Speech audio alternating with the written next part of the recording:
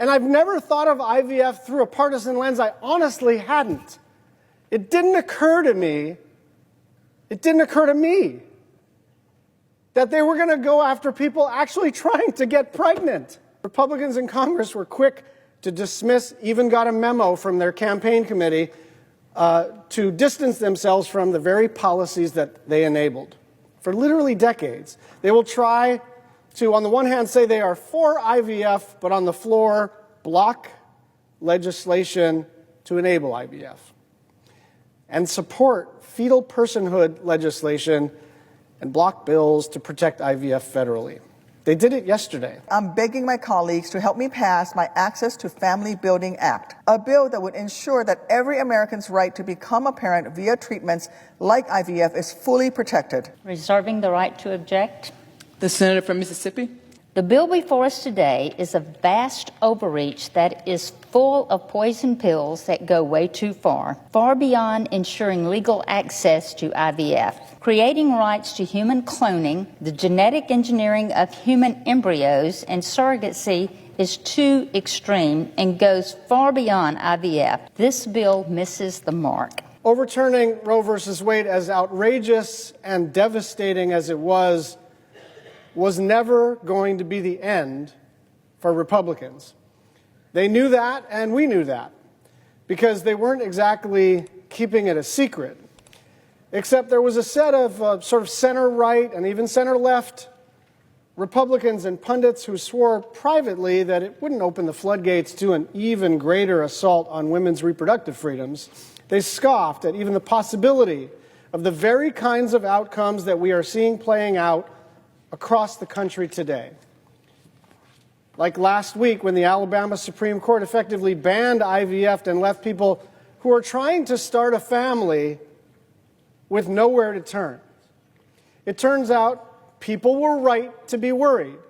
And one of the worst infirmities in this town is that somehow you are considered savvy, thoughtful, centrist, an institutionalist, if you never ever freak out. Everything is going to be fine. Everything is always going to be fine. He's not going to try to overturn the results of this election. They're not going to go through with overturning Roe versus Wade. Every savvy person at every cocktail hour that I don't attend is always telling us to chill out. But now it's happening. They went through with it. They repealed Roe, and all of the worst-case scenarios from all of the organizations that push for reproductive freedom were deemed right. I still remember the great senator from the state of Colorado who made as an emphasis in his re-election campaign women's reproductive freedom. And you know what everybody called him on the Republican side? Not Mark Udall, Mark Uterus. They thought that was hilarious. Look at this weird focus on women's reproductive freedoms. And he sat there and said, but look, if the Supreme Court changes hands, then Roe is imperiled. And everyone was told to chill out. They made fun of this United States senator for predicting the future. People were right to be worried. Extreme Republicans are going after women and reproductive freedoms through every way that they can, in Congress, in state houses, in the Supreme Court, and in state courts. Gutting Roe was never going to be enough.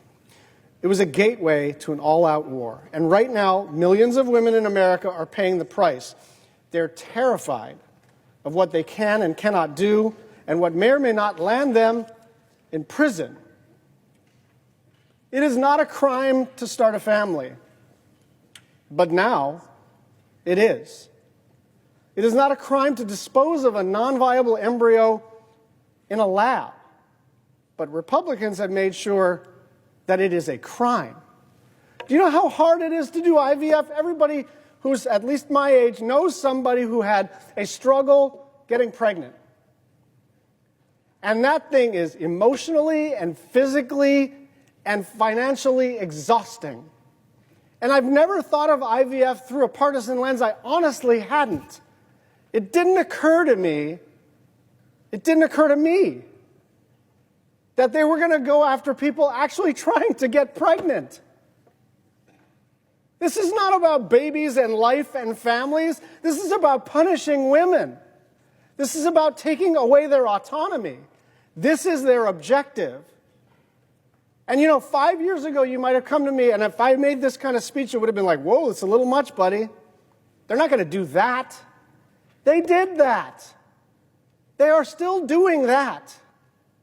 Republicans in Congress were quick to dismiss, even got a memo from their campaign committee to distance themselves from the very policies that they enabled for literally decades. They will try to, on the one hand, say they are for IVF, but on the floor, block legislation to enable IVF, and support fetal personhood legislation and block bills to protect IVF federally. They did it yesterday. So no one is fooled. I know the senator from Connecticut and I have been talking about this. Sometimes it's very difficult to see through the fog on policy. This one, it's not unclear who did what and what they are in the middle of doing. There is nothing pro-life about ripping away the only options available for someone trying to have a kid. There's nothing pro-life about jeopardizing a woman's life by forcing her to carry a non-viable pregnancy to term. That's not a principled belief. That's insanity that is actively harming an innocent person. In the wake of last week's decision, fertility clinics in Alabama are abruptly pulling the plug on IVF treatments because they're afraid of being prosecuted. And that's leaving people wondering if they'll be able to have a kid or not. Not only can they not go through with the process in Alabama, they can't even move their embryos because they are afraid of getting in legal trouble. They can't even move their embryos, right? Like, this was supposed to be the most optimistic scenario was, well, laboratory of the democracy, states can do whatever they want. You can't even take your own embryos and move it to another place where IVF is legal.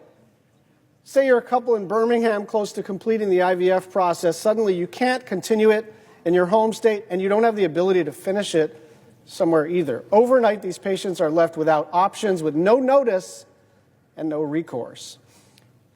The human implications of the Alabama Supreme Court decision are as obvious as they are devastating. But it's also important to be crystal clear about how we got here politically, because this decision is not an anomaly. It's not a fringe view held by a few wacky judges in a single state.